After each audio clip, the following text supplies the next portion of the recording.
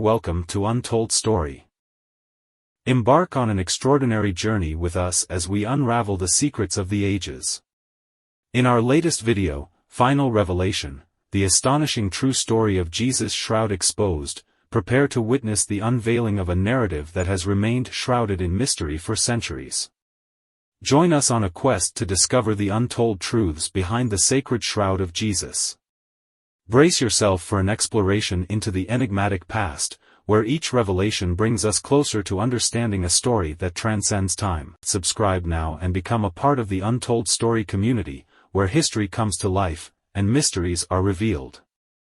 The mystery of the lethal injury of Jesus Christ, peace be upon him, seemingly resolved by new research, unfolds when he was crucified. Patrick Polsino, a former London physician-turned-priest, has put forth his theory on the cause of Christ's death. Father Polsino believes that Christ likely died due to the consequences of excessive stretching of his limbs on the cross and the spear wound on his shoulder. He also explains why the Gospel of John mentions blood and water flowing from the crucified Christ.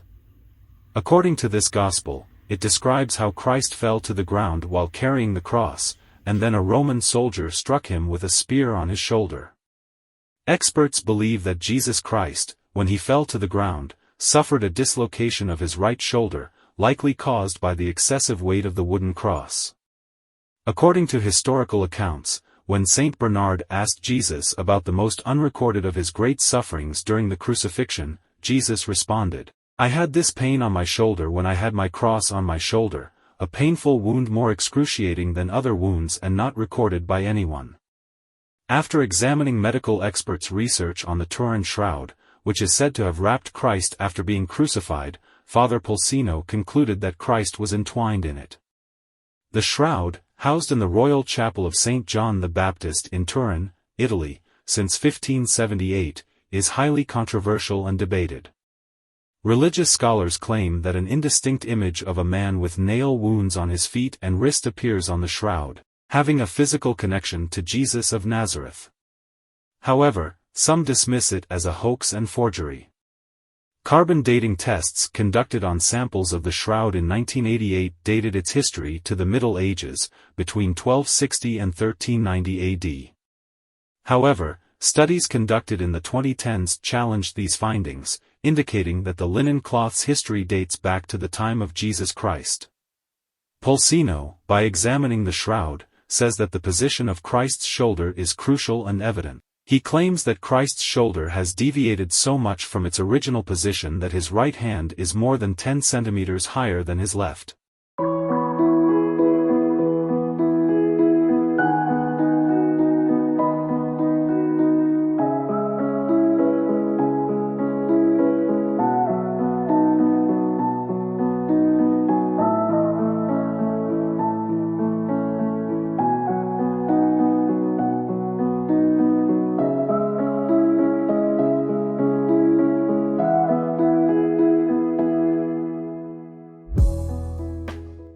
Father Polsino argues that as Christ was being taken to the crucifixion site, the subclavian veins under his clavicle were torn, two veins in the neck that pump blood to the head, neck, shoulders, and hands.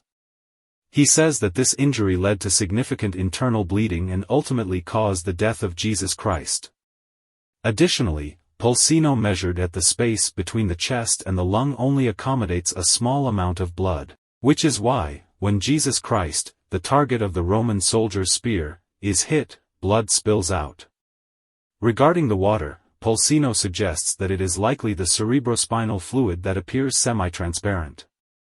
He stated, due to the pulling of his right hand, his subclavian vein is also pulled, which was one of the few remaining untouched structures connecting the body and the right hand.